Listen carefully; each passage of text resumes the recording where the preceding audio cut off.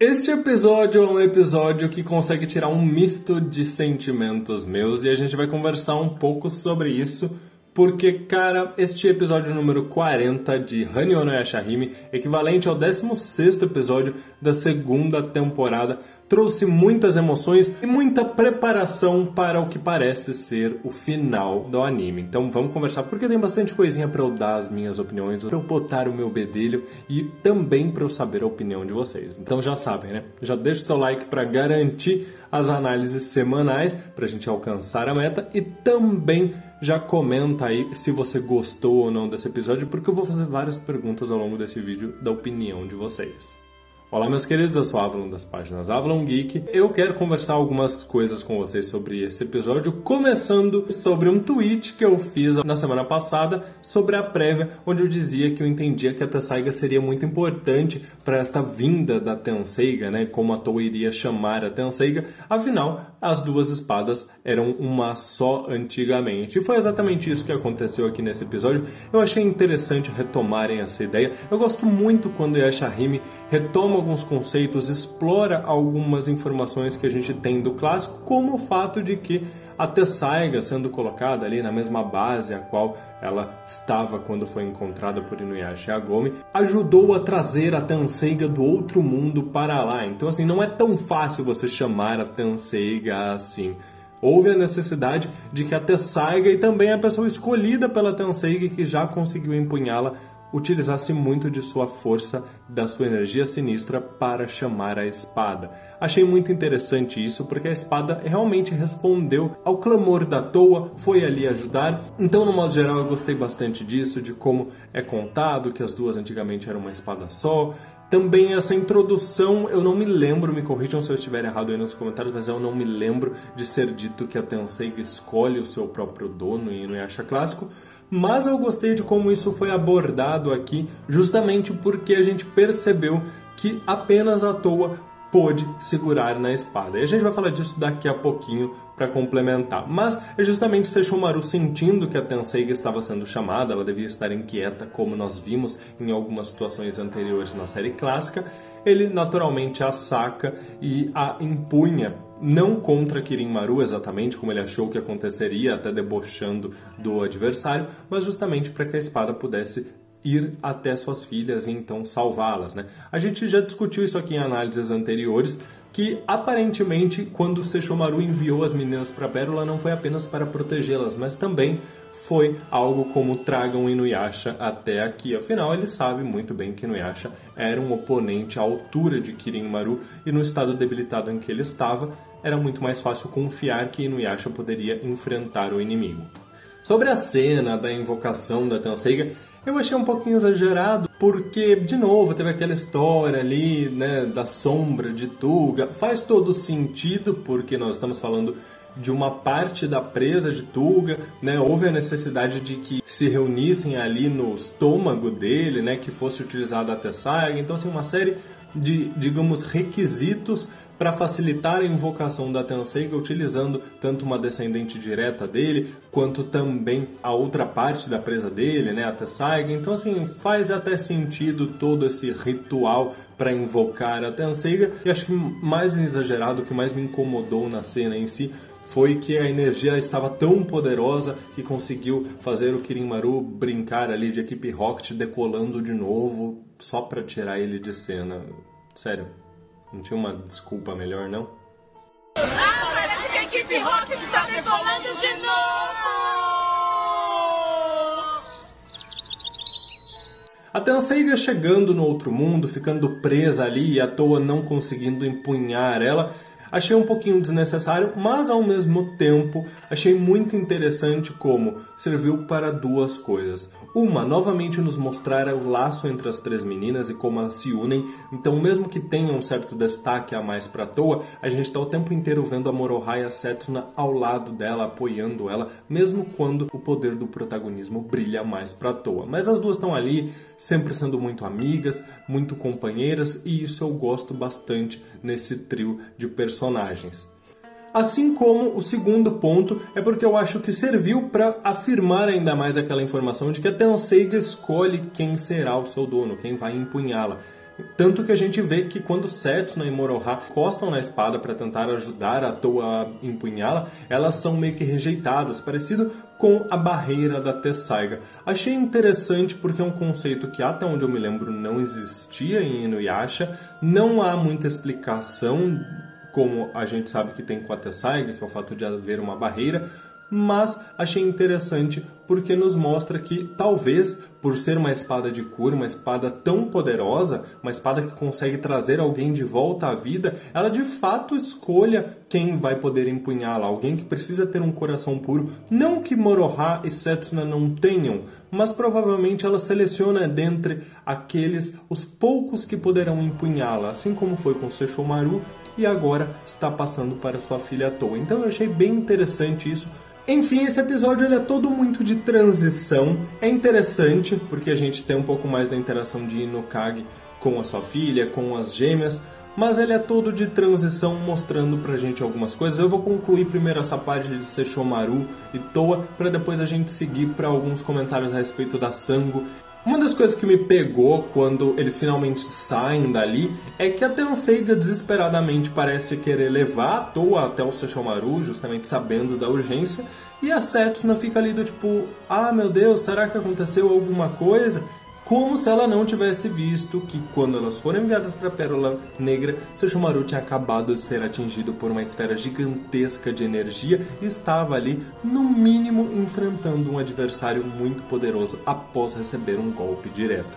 Isso me incomodou no ponto de que força um pouco a barra quando você quer que eu pense que as filhas não estão preocupadas e que por algum momento simplesmente se esqueceram que algo poderia ter acontecido com o pai, então não entenderam o caráter de emergência, né? Tenseiga parece que está muito mais preocupada com Sesshomaru do que as filhas. E eu não critico as personagens em si, mas algumas escolhas de roteiro que forçam essa ausência de empatia das meninas para que elas possam ter alguns momentos, talvez, como aquele momento conversando ali com o Shippo, coisas que eu acho que são necessárias. O Shippo passou 14 anos longe de Inuyasha Gomi, quando eles se reencontram, inclusive eu esperava algo maior, mas não, a gente perde alguns momentos ali contando com essa falta de preocupação delas para ver o Takechio se gabando sobre como ele fez tudo que ele podia para proteger a Pérola Negra. É fofinho, mas né, a gente tá numa situação meio preocupante ali, não tem muito tempo para perder.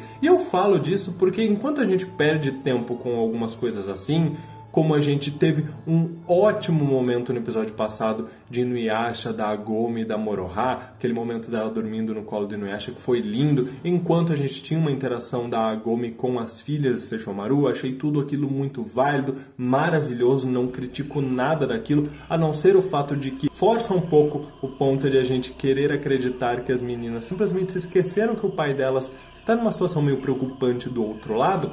Aqui, em compensação, eles simplesmente não abrem mão de 2 segundos para dar um abraço de Setsuna, Toa e Rin. E aí é onde eu começo a ficar meio pistola, porque assim, cara, a gente não tá pedindo muito, mas, né, a gente só queria ver um abraço, pelo menos. Sesshomaru tá ali meio ruim, tudo bem, mas pra quem tava perdendo tempo mostrando fotos do Sota pra Agome no outro mundo, sem se preocupar muito como que ia fazer pra sair dali, custava darem 2 segundinhos ali só pra mãe abraçar as filhas? Sério? Não dá pra fazer isso não, senhores? Então é isso que eu quero dizer quando eu faço essas críticas a respeito de timing e a respeito de como em alguns momentos o roteiro exige da gente que a gente seja paciente, em alguns momentos pense que as meninas não sabiam muito bem o que fazer e de repente elas têm tanta pressa que não podem perder 1 segundo dando um abraço na mãe. Mas ok, pelo menos quando foi Inuyasha, Agome e Moroha, eles se deram ao trabalho de fazer isso. E esperamos que esse momento chegue em algum episódio para a família de Sesshomaru e Rin, né? Porque, pelo que a gente viu no final desse episódio, não vai ser tão já, porque a Toa simplesmente desmaia. Uma das coisas mais impactantes desse episódio foi o final com a Rin gritando preocupada pela Toa. Sério, cara, aquilo ali foi de arrepiar. Achei interessante aquele mundo todo alternativo ali dentro da Árvore das Eras. Um pouquinho curioso para saber o que mais pode haver lá dentro. Mas o episódio em si acaba com toda aquela tensão da Toa desacordada. Eu não acho que a Toa vai morrer, até porque a prévia fala pra gente a respeito do Akuro, então ainda que talvez ela morra, não vai ser a Tenseiga que deve salvá-la, deve ser o Akuro fazendo alguma coisa ali com o catavento, e que em algum momento isso vai desencadear também o plano do Kirinmaru, já que o outro episódio já fala a respeito do moinho. E é claro que eu não posso deixar de falar sobre o Sesshomaru e sobre a reação dele mandando a Toa parar de absorver a energia de Kirinmaru. Com certeza essa cena vai entrar naquele último vídeo do Sesshomaru que eu prometi pra vocês sobre o desenvolvimento dele, porque olha aqui, ele claramente preocupado com a filha, preferindo ficar nesse estado em que a gente sabe que vai levar à morte dele do que colocar a filha em risco. Muito bonito ver isso, a evolução do personagem. E é justamente por isso que eu quero começar a falar sobre a Sango. Eu achei até coerente a maneira como ela reagiu ao ver o Shippo, porque me deu a impressão de que Shippo de fato ficou esses 14 anos desaparecido, com a justificativa de estar ali estudando as magias de raposa, que é o que Kinu e Gyokuto reforçam na fala delas, e então ao ver Shippo após tantos anos aparecer, de repente a primeira coisa que passou pela cabeça da Sango foi que ele poderia ter encontrado informações a respeito de Inuyasha e Agome, o que me dá a impressão de que por mais que ela talvez estivesse sem saber muito o que fazer para ajudar a tentar encontrá-los, ela provavelmente fez o possível, o que pôde, ela ainda tinha esperanças. E ao ver Shippo, a primeira coisa que ela fez foi reacender essas esperanças de que os dois poderiam estar vivos. Mas a minha principal questão aqui é em relação ao Hiraikotsu negro, o osso voador negro. Inclusive, lá no grupo do Telegram dos membros surgiu essa discussão. Eu vou aproveitar de algumas falas da Thaís e também da Arielle para poder complementar um pouquinho da minha opinião, porque eu concordei muito com o que elas falaram lá. Nós temos desde a introdução de Hisui na história de que ele herdou o osso voador de sua mãe. Ou seja, é algo muito simbólico ver como ele poderia estar usando a arma que protegeu sua mãe, que serviu ela por tanto tempo, como sua companheira de batalha. É um pouco triste ver que para ele, talvez, pelo fato de não ter tanta participação assim, não ter tanto aprofundamento, ela parece ser uma arma comum. E nós vemos em Inuyasha clássico que não, ela é uma arma muito poderosa e que carrega todo o sentimento daqueles yokais que ajudam a formar o osso voador, que se importam com a Sango.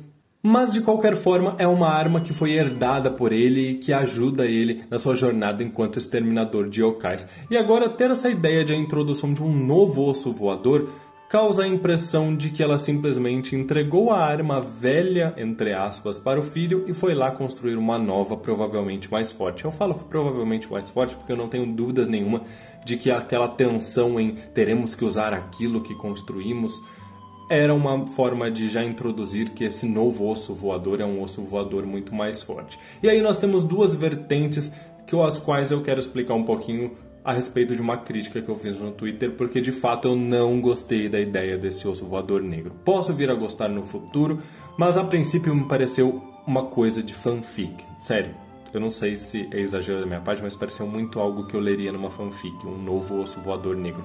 Ainda mais se ele for feito com fragmentos do cometa que foi destruído alguns anos atrás pelo Inuyasha e pelo Sesshomaru, e então a Sango utilizou os restos daquele fragmento para construir um novo osso voador muito poderoso. Eu só fico curioso para saber se ele vai ter algum tipo de poder espiritual, já que ele parece ter sido construído pela Sango com a ajuda das duas filhas. Nós temos uma monja além da Gyokuto, então eu fico curioso só por isso.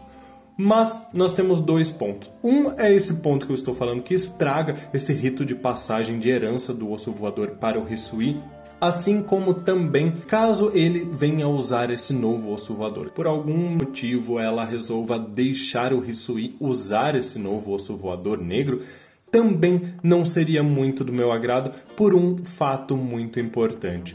Nós tivemos um osso voador muito bem desenvolvido na saga clássica, que teve um grow-up em Kanketsu-Ren. Para quem não lembra, no arco final foi incluída uma nova habilidade no osso voador, quando ele foi meio que renascido, onde ele pôde ser capaz de produzir uma aura demoníaca e também de dispersar auras demoníacas e veneno, o que fez ele se tornar uma arma muito poderosa contra o miasma de Naraki.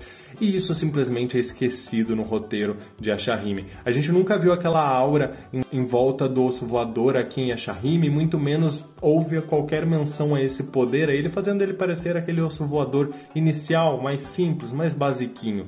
Então a introdução de um novo osso voador, além de parecer uma reciclagem, já que era uma arma tão única, tão específica, tão especial, e aí de repente existe uma outra na série, tudo bem, foi criada pela Sango também, mas uma outra provavelmente mais forte, quando a gente não precisaria necessariamente de uma mais forte se eles se lembrassem que o roteiro já fez o Hirai Kotsu ficar mais forte, lá no final de Inuyasha, e talvez para justificar aqui o fato de a Sango não ter mais uma arma, porque ela simplesmente entregou a dela para o filho.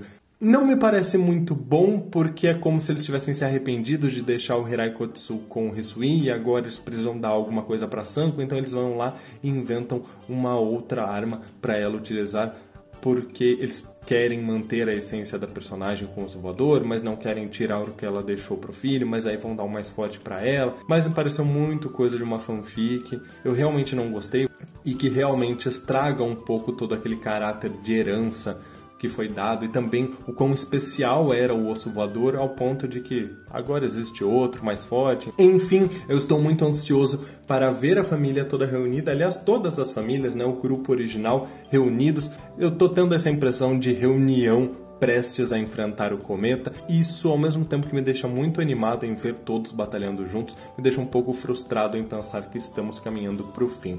Eu imagino que todos eles vão mostrar muita força. A Gomi tá ali com 2 arcos, eu não sei se ela construiu aqueles 2 arcos no outro mundo, ou qual é o motivo, será que ela vai usar 2 arcos ao mesmo tempo agora? Como será que vai ser isso? Não sabemos mesmo, mas eu tô bem curioso. Quero saber a opinião de vocês, o que vocês acham que vai acontecer nos próximos episódios.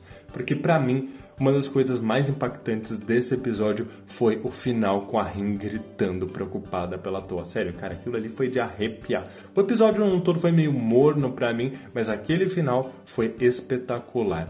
Enfim, família Sechirin não tendo nenhum momento de sossego, né? Meus queridos, eu vou ficando por aqui. Um grande abraço, até mais.